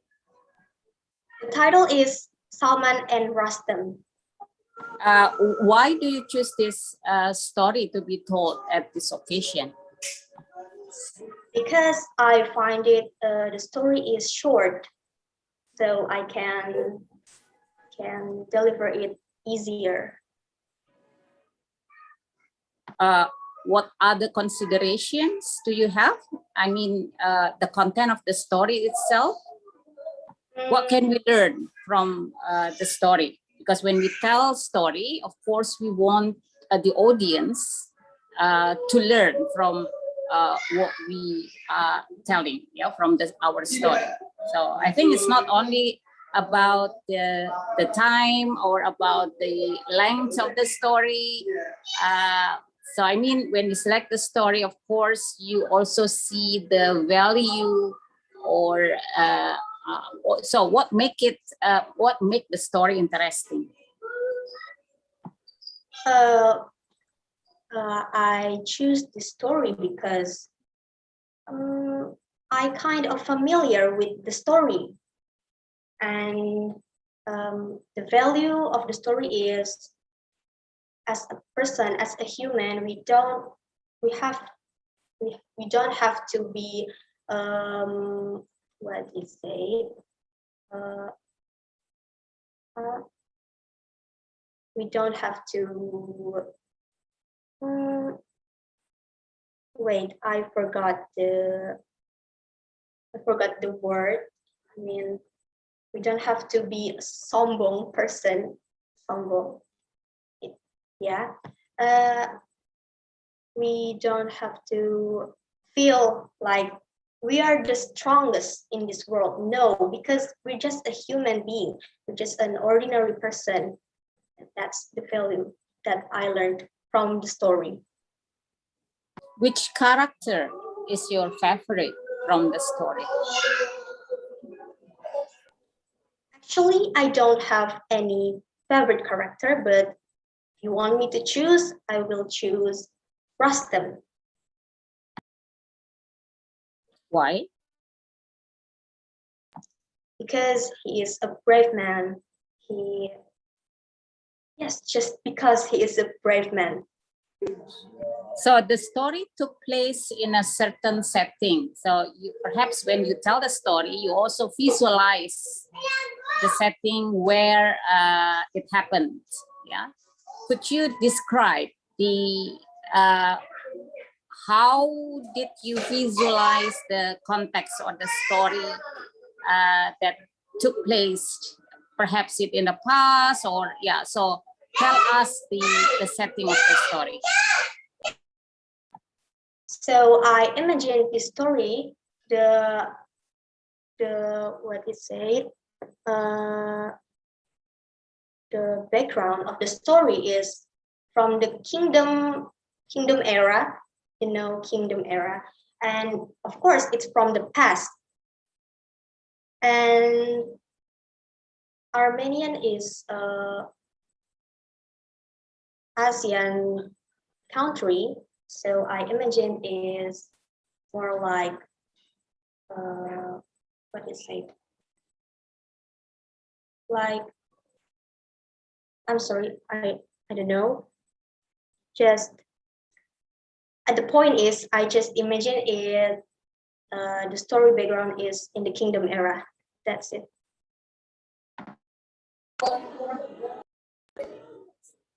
Okay, I think that's all from me. Okay, Alia, keep on telling good stories to different audience, to children, to your friends. Yeah. So by telling stories, you can deliver or send messages. Yeah. Okay. Good luck, Alia. Thank you. Thank you, Ibu Wening, for your questions and for your Q&A. And I think we still have time for one more judges, please. Probably Pak Bibit or Ibu Desi. Bu Desi kah?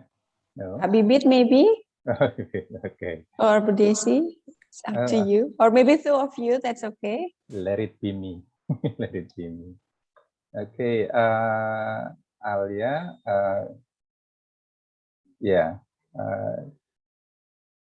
I don't want to ask you about the moral of the story actually. Okay, how did you memorize all the story from the beginning to the end? I read the story repeatedly. How many times? I don't remember how many times, but I want to tell you something that I memorized this story just in one day. Oh, okay. Okay, Yes. fine. Okay, I saw that you didn't use any properties at all. Okay. Is there any consideration by not having the property? Before that, I thought that I cannot make it to final round, so I didn't expect anything. I didn't prepare anything except the story, of course.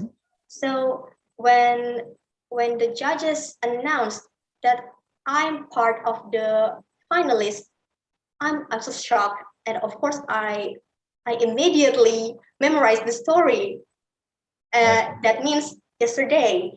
And for the what property, I cannot think about it anymore because I'm so stressed with memorize the story. That's Okay. If you were given enough time to prepare your property, what kind of property would you prepare? maybe I will try like what is it? Wayang-wayang. Yes. Like just like my preliminary round property. Okay. One last question. In telling the story, okay, what's on your mind actually? Are you trying to deliver a story by telling the story or dramatizing the story? Actually, I thought about how I controlled my expression and how I controlled my voice, because it's easy to me to have a cracked voice. And I thought about the story is I mean, I wanted to not to get blank, so I thought no, I tried to calm myself, and yeah, that's it. Okay. Well, thank you. That's the question from me. Thank you very much. You're welcome. Okay, thank you, Pak Bibit, and also thank you, Alia, for your answers. And this is the end of your performance. You may leave this meeting. Thank you. You're welcome. Okay, ladies and gentlemen, I think this is the end of our storytelling today. For all judges here, you may leave, you may go to the breakout rooms for more discussions. And since this is the end of our storytelling, I would like to say thank you for all the judges who have joined us today, and also for all the audience that watch us through our YouTube channel. And I would like to say goodbye and see you in online English and Japanese language competition next year. Wassalamualaikum warahmatullahi wabarakatuh.